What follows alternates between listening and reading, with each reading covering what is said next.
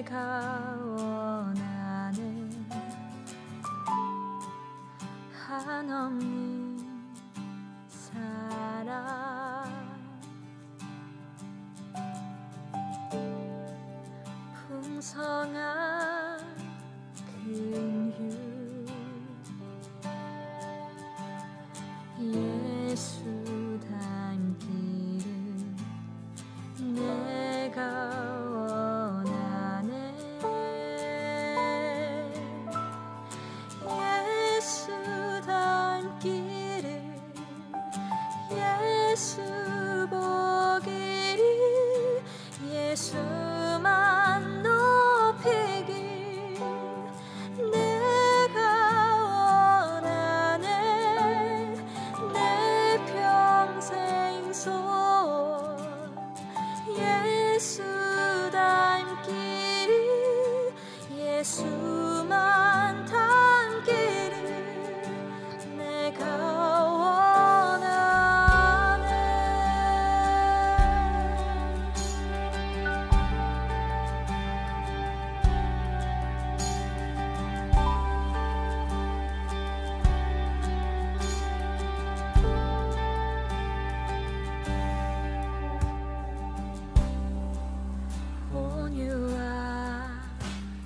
온유하시고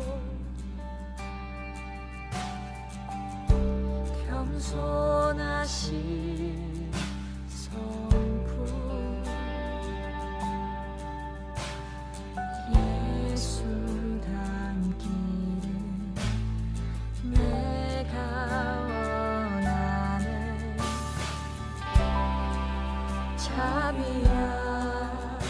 자비하시고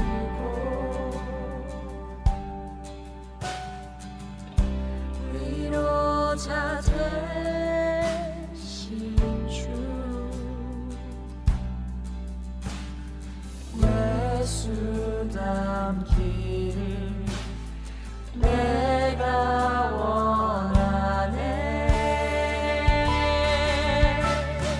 예수 닮기를, 예수 보기를, 예수만 높이길 내가 원하네.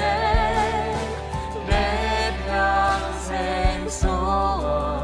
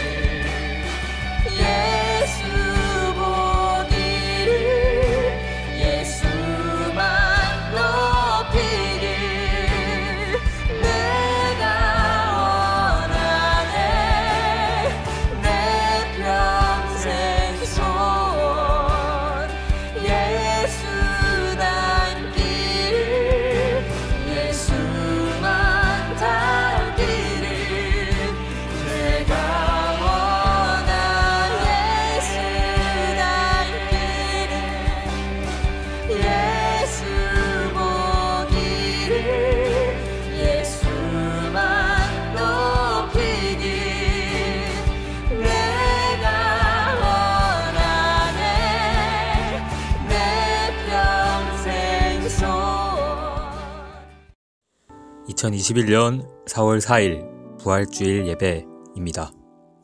다 함께 사도신경 드림으로 예배 시작하도록 하겠습니다.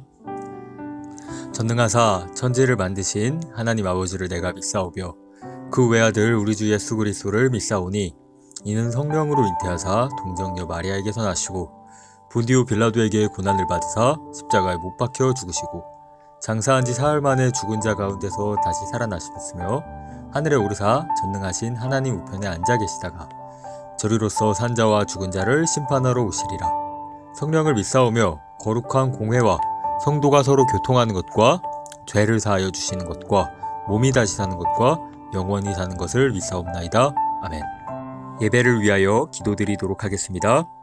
사랑이 많으신 하나님 아버지 감사합니다. 4월의 첫째 주 완연한 봄의 날씨를 허락하여 주셔서 우리에게 새 생명을 불어넣어 주시는 이 마음, 그리고 이 기운, 이 계절을 선물해 주심을 감사합니다. 4월의 첫째 주를 부활주일 예배로 드립니다. 부활주일 예배, 비록 많은 인원들이 예배에 참석하지 못하고 비대면 예배로 예배를 참석하지만 우리 중고등부 친구들의 마음을 하나로 모아서 부활의 기쁨, 또 이 부활의 사랑, 그리스도의 가르침을 한 친구 한 친구마다 기억하여 주셔서 예배를 통하여 거듭날 수 있게 도와주시옵소서. 감사드리며 예수님 이름으로 기도드렸습니다. 아멘. 오늘의 성경 말씀은 마가복음 16장 1절로 3절까지의 말씀입니다. 봉독드리도록 하겠습니다. 안식일이 지났을 때 막달라 마리아와 야고보의 어머니 마리아와 살로메는 가서 예수께 발라드리려고 향료를 샀다. 그래서 일해의 첫날 새벽 해가 막 돋을 때 무덤으로 갔다. 그들은 누가 우리를 위하여 그 돌을 무덤 어귀에서 굴려내 주겠는가 하고 서로 말하였다. 하나님의 말씀입니다. 아멘. 오늘의 성경 말씀의 제목은 누가 우리를 위하여 라는 제목입니다. 세계적인 대문호 어니스트 해밍웨이의 명작 무기여 잘 있거라 라고 하는 소설이 있습니다. 이 소설의 마지막 부분은 한 주인공, 여자 주인공의 독백으로 마무리되게 됩니다. 당신은 나의 종교입니다. 당신은 내가 가진 것의 전부입니다. 이렇게 300여 쪽 동안 펼쳐졌던 주인공들의 사랑이 그려진 소설입니다. 하지만 이 소설의 최고의 반전은 바로 그 다음 문단에 있습니다. 나는 방 안으로 들어가서 캐서린이 죽을 때까지 같이 있었다. 캐서린은 줄곧 의식이 없었고 죽는데 시간이 오래 걸리지도 않았다. 무기여 잘 있거라의 마지막 문장입니다. 단 몇 문장으로 그려진 여주인공의 죽음입니다. 이 소설을 읽은 많은 독자들은 이 비정하고 텅 비어버려 있는 것 같은 사랑 이야기, 도대체 무엇을 위하여 이 이야기가 전개되었는지 모르는 공허함에 빠져들게 됩니다. 즉, 우리의 이야기가 너무나도 비극적으로 끝나기 때문에 오히려 우리의 삶을 긍정하고 더 사랑하는 마음으로 쓰고 싶은 그런 욕구를 이겨낸 작품이라고 말할 수 있습니다. 오늘은 부활절입니다. 부활절은 예수께서 부활하신 날이고 부활은 그만큼이나 기쁘고 또 그리스도인으로서, 우리가 기독교인으로서 가장 자부심을 가져야 하는 날이기도 합니다. 그러나 한 가지 알아둬야 할 것이 있습니다. 바로 마가복음에서 바라보고 있는 부활의 자세입니다. 마가복음의 성경의 말씀은 많은 복음서, 4개의 복음서 중에 가장 짧습니다. 가장 짧고 가장 간결하고 또 이것을 소리내어 천천히 읽는다고 하더라도 2시간이 채 걸리지 않을 정도로 정독이 굉장히 쉬운 복음서입니다. 이 짧은 복음서는 템포가 굉장히 빠르고 이야기의 전개가 빠를 수밖에 없습니다. 왜냐하면 가장 간략하고 가장 또 적확한 내용들을 표현해냈기 때문입니다. 그런데 이 마가복음에서 부활을 겨냥하는 장면이 바로 마가복음 16장의 말씀이 되겠습니다. 마가복음 16장의 말씀은 1절부터 20절까지 있습니다. 다만 마가복음의 역사적인 정황을 우리가 생각해 봤을 때 많은 학자들이 이런 식으로 얘기합니다. 마가복음은 16장에서 1절에서 8절까지가 원래 마가복음이 쓰였던 시기에 쓰여진 구절이고 나머지의 구절에 대해서는 후에 첨가되었을 가능성이 있다. 그러니까 많은 이야기들을 또 접해보고 또 마가복음의 저자가 이 뒤의 내용들을 적었을 수 있다라는 것이 그렇기 때문에 마가복음이 겨냥하고 있는 의도 자체는 마가복음이라고 하는 내용의 한 편의 성서는 결국 8절까지 16장 8절까지의 내용이 바로 마가복음의 저자가 겨냥하고 있는 지점이라는 것입니다. 그러면 마가복음을 처음 읽어보는 사람은 굉장히 당혹스러울 수밖에 없습니다.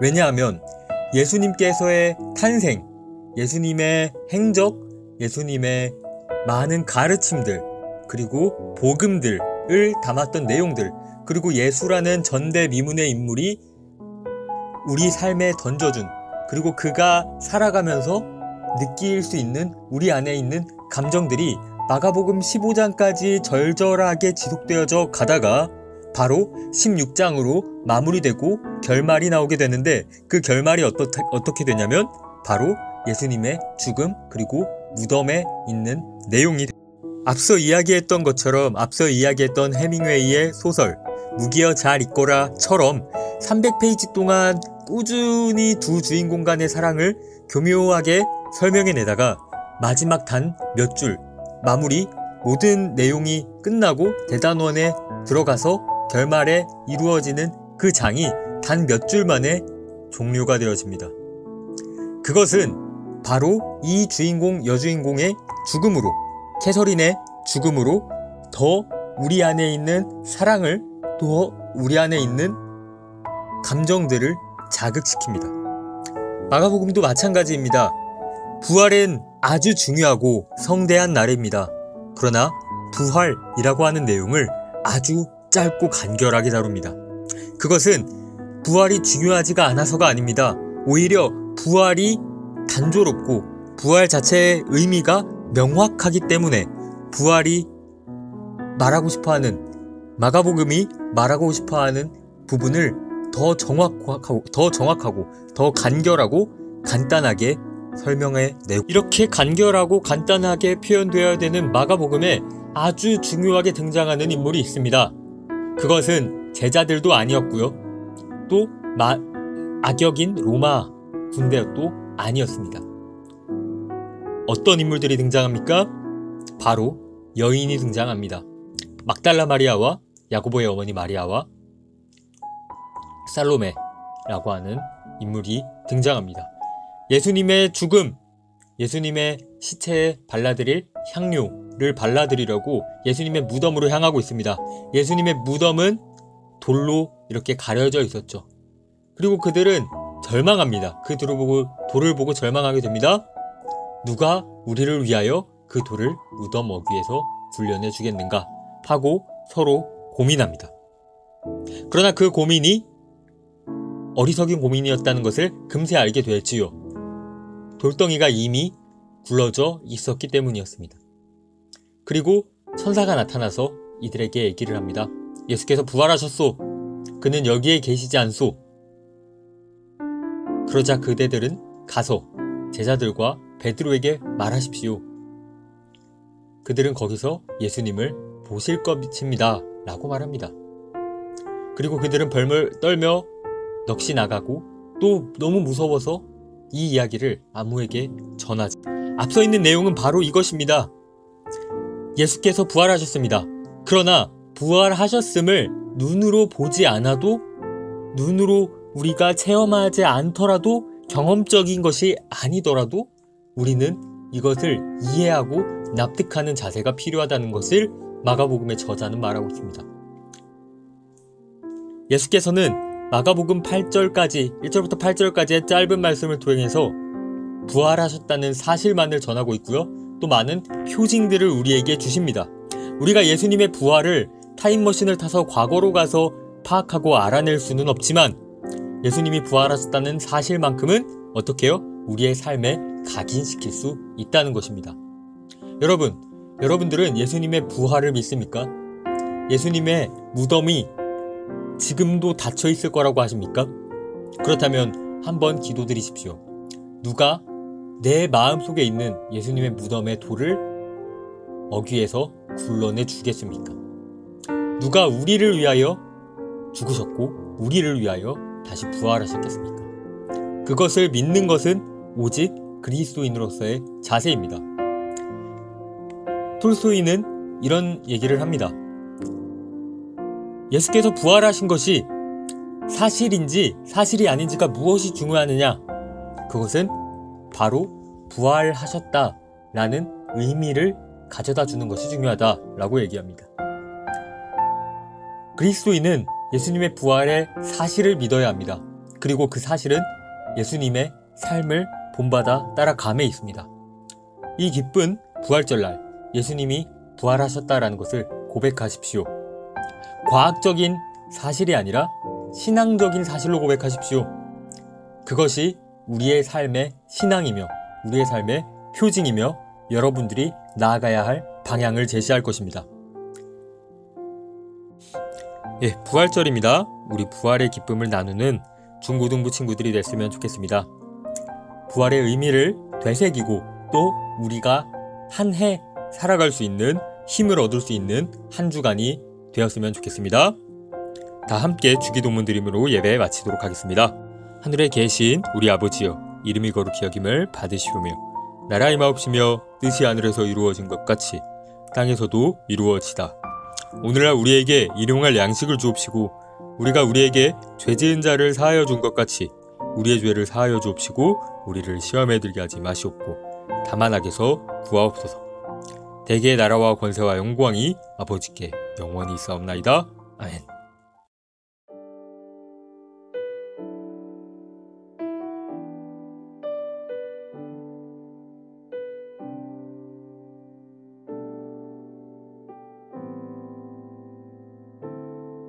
당신은 시간을 뚫고 이 땅 가운데 오셨네.